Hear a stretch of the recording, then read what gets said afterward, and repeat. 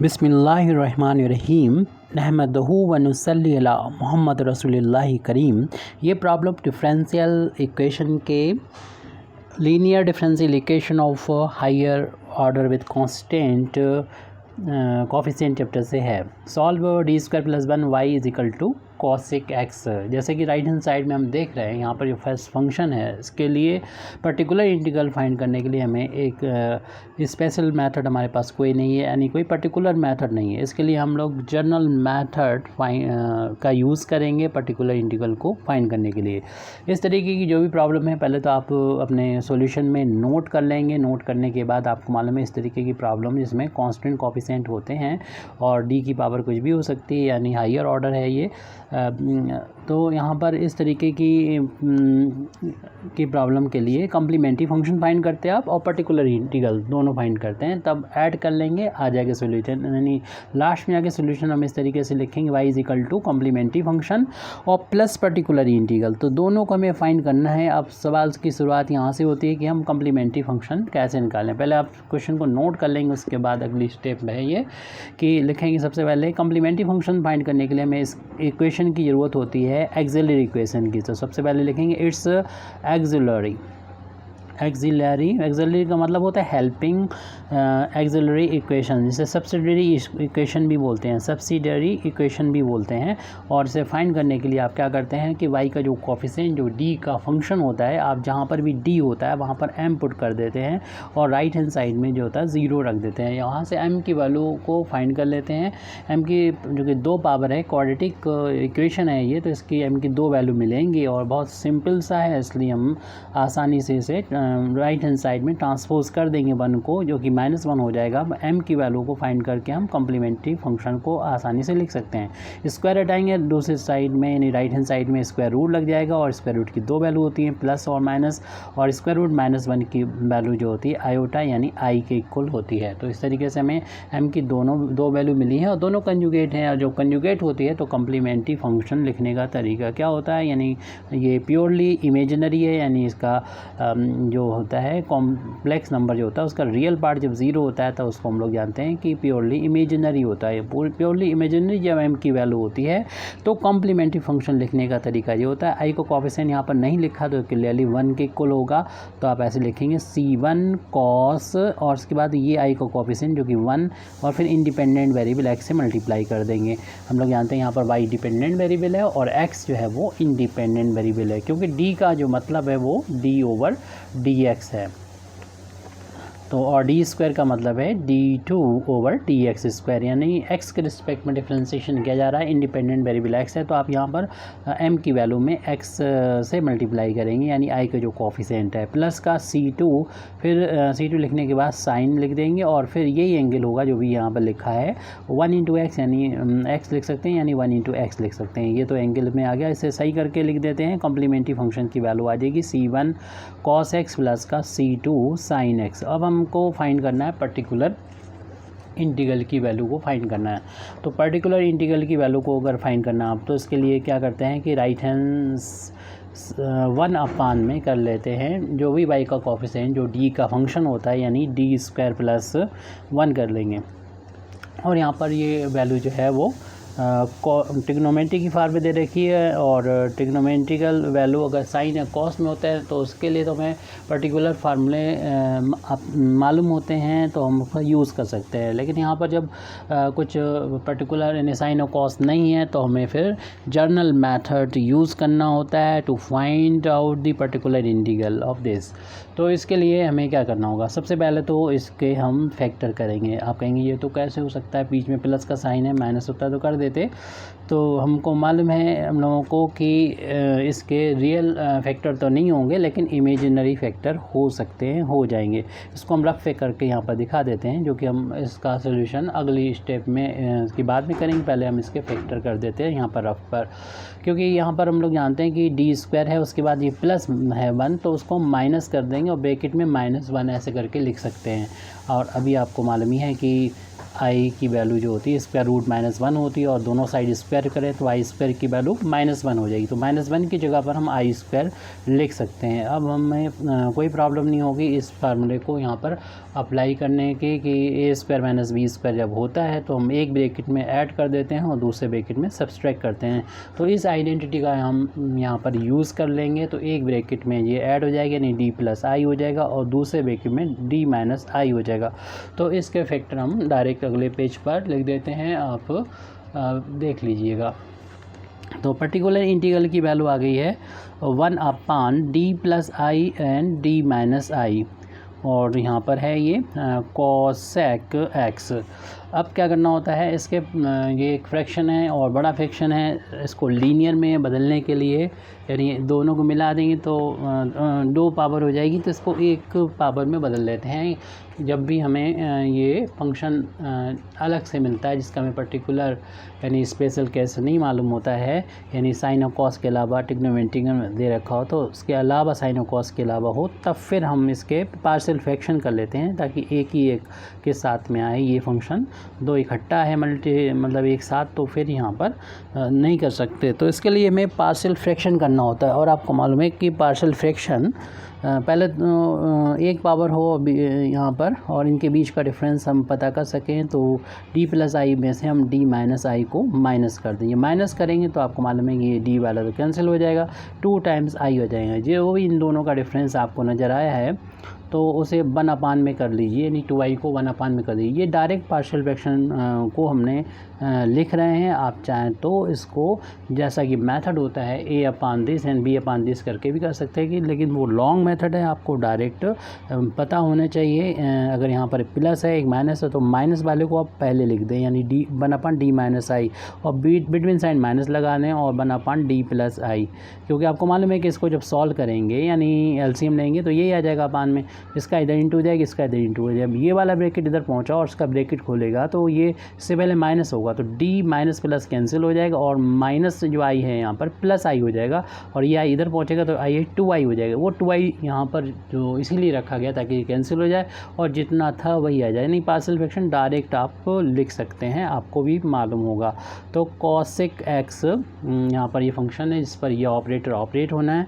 अब हम इस ऑपरेटर को यहाँ पर ऑपरेट कर देंगे इसके ऊपर। तो 1/2i को बाहर रखते हुए कॉसेक को यहाँ पर ले आए 1/d माइनस आई और यहाँ पर लिख दें cosec x minus 1/d plus i और कॉसेक एक्स।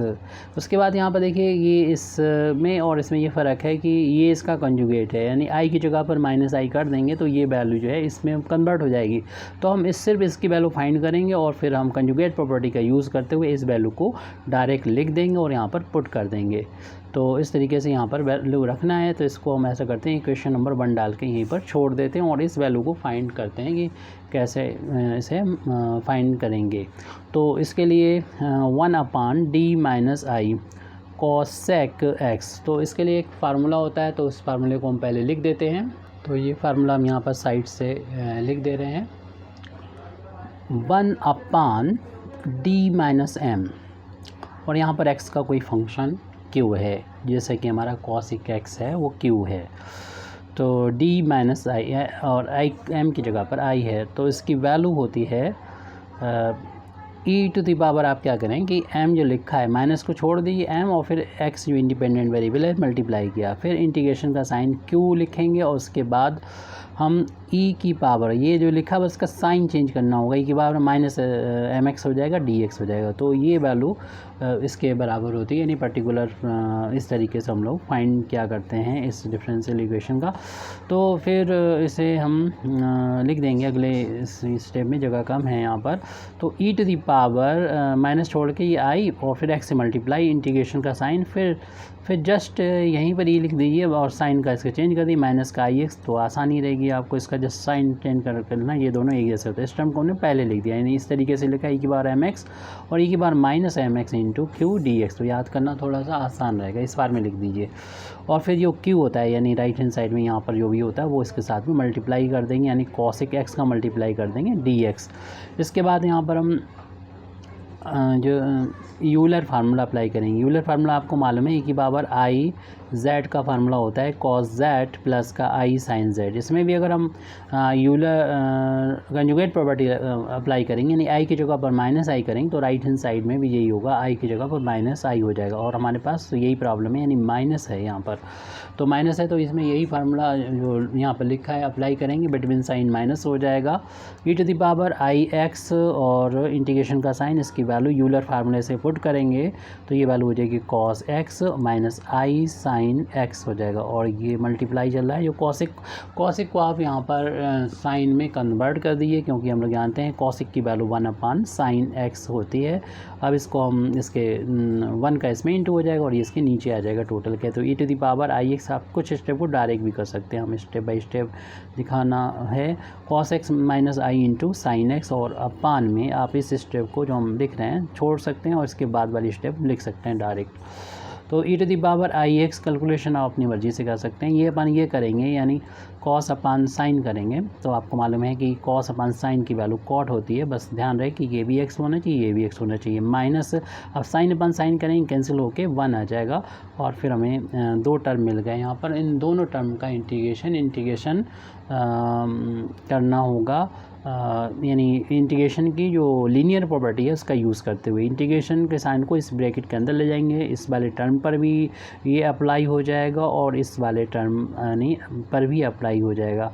और फिर यहाँ पर आई कांस्टेंट ऐसे तो बाहर कर देंगे हम, तो e to the power i x, और हम लोग जानते हैं इसका याद होना चाहिए फार्मूला, कॉट एक्स के जो वैल्यू होती है लॉग ऑफ साइन एक्स होती है। अगर नहीं पता है तो आप क्या करें कि कॉट को लिख दें कॉस अपान साइन, साइन को टी मानेंगे, ऊपर डी टी हो जाएगा, वन अपान टी का लॉग टी होता है, टी मतलब साइन को माना था, हो जाएगा डायरेक्ट। और आई को हमने बाहर ले लिया, 1 का इंटीग्रेशन हम लोग जानते हैं एक्स के रिस्पेक्ट में एक्स होता है। इस तरीके से हमने ये वैल्यू फाइंड की है, वो 1 अपान D minus I.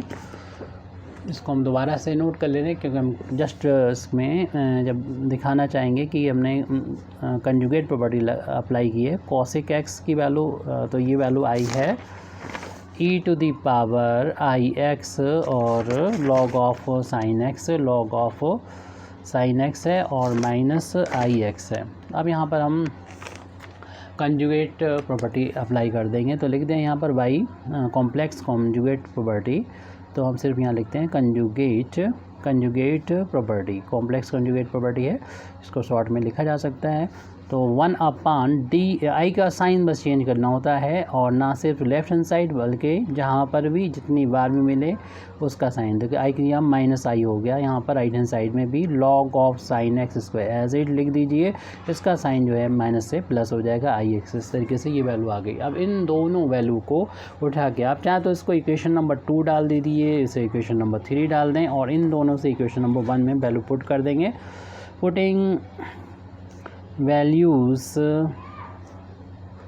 from equation number 2 and equation 3 in equation number 1, यानी 2 और 3 से हम वैल्यू इक्वेशन नंबर 1 में वैल्यू ये पुट कर रहे हैं। तो यहाँ पर इक्वेशन नंबर 1 में देख लीजिए क्या था, पर्टिकुलर इंटीग्रल था, उसके बाद इक्वल का साइन 1 अपान में 2i था, और फिर यहाँ पर एक स्क्वायर ब्रैकेट लगा हुआ था। फिर ये वैल्यू लिखी हुई थी जो हमने इक्वेशन नंबर 3 में सॉल्व करके 2 में सॉल्व करके रखी हुई है, उसको नोट कर देंगे, जो कि e to the power i x log of sine x minus i x के इक्वल है।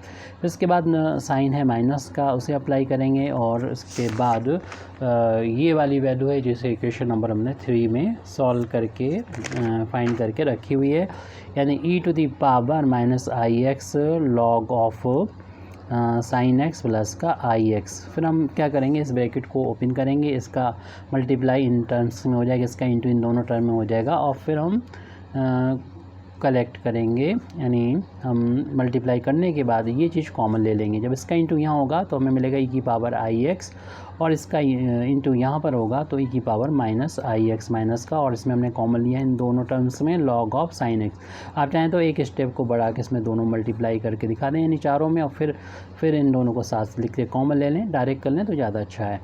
और फिर देखेंगे माइनस हमें आई एक्स कॉमन मिल रहा है वो हम बाद में लिख देंगे, माइनस को यहाँ शुरू में लिख दिया, आई एक्स को बाद में लिख देंगे। तो इसका इंटू जब यहाँ होगा तो हमें मिला ये आई एक्स को हम बाद में लिखेंगे तो ई की पावर आई एक्स बचा हुआ है। और जो इसी तरीके इस ब्रैकेट को ओपन करेंगे, इसका इंटू जब आई एक्स में होगा तो माइनस तो ये लिखा हुआ है, इसका इंटू यहाँ पर किया तो हमें माइनस के बाहर ले लिया तो ये भी प्लस का हो जाएगी की पावर माइनस का आई एक्स। और हमने इन दोनों टर्म में से आई एक्स को कॉमन लिया है और स्क्वायर ब्रैकेट को आप क्लोज कर दीजिए। इसके बाद हम इस ब्रैकेट 1/2y को अंदर ले जाएंगे, तो बल्कि ब्रैकेट को हटा दें, इसकी ज़रूरत नहीं है, स्क्वायर ब्रैकेट को हटा दें। तो इस 2y को इस ब्रैकेट के नीचे ले जाएं या इसके ले जाएं, जिसमें ज़रूरत है वहाँ ले जाते हैं। यानी इस ब्रैकेट को सिर्फ हम इसके नीचे पान में ले जाएंगे और मल्टीप्लाई हो रहा है इसमें लॉग ऑफ साइन एक्स, किसी एक टर्म में ले जाते हैं, मतलब ये फिर फैक्टर हैं तो किसी एक के नीचे ले जाएंगे। माइनस ऐसे ही दूसरा टर्म इसमें भी 2y को ले जाना होगा, तो e to the power i x plus e to the power minus i x upon में 2y है, लेकिन आपको मालूम है यहाँ पर आई एक्स मल्टीप्लाई में भी है, तो ये न्यूमरेटर और डिनोमिनेटर का आई तो कैंसिल हो गया। अब यहाँ पर इस फार्मूले का यूज़ करेंगे हम लोग, जैसे कि जानते हैं कि साइन एक्स का एक्सपेंसन, साइन एक्स की जो वैल्यू होती है एक्सपोनेंशियल फॉर्म में ई की पावर आई एक्स माइनस ई की power minus i x upon 2y होती है। तो देखिए ये वैल्यू ही यहाँ पर लिखी हुई है, तो इसलिए हम पर्टिकुलर इंटीग्रल की वैल्यू को लिख सकते हैं। ये वैल्यू हो गई साइन एक्स की और ये लॉग ऑफ साइन एक्स है माइनस, और ये वैल्यू जो आपको नज़र आ रही है यानी कॉस एक्स की जो वैल्यू होती है ई की power i x plus e to the power minus i x upon में सिर्फ 2 होता है, तो यही वैल्यू यहाँ पर 2 भी है, आई तो कैंसिल हो चुका है तो एक्स शुरू में लिख देते हैं और इनटू में ये वैल्यू जो है वो है कॉस एक्स की वैल्यू है, तो हमने पी आई भी लिख दिया है। अब इसके बाद जो है हम सी एफ तो पहले ही फाइंड कर चुके थे, जैसे कि हमने शुरू में बताया था इसका सोल्यूशन जो होगा, यानी इसको हम जनरल सोल्यूशन बोलेंगे। जनरल सोल्यूशन इसलिए बोलेंगे द जनरल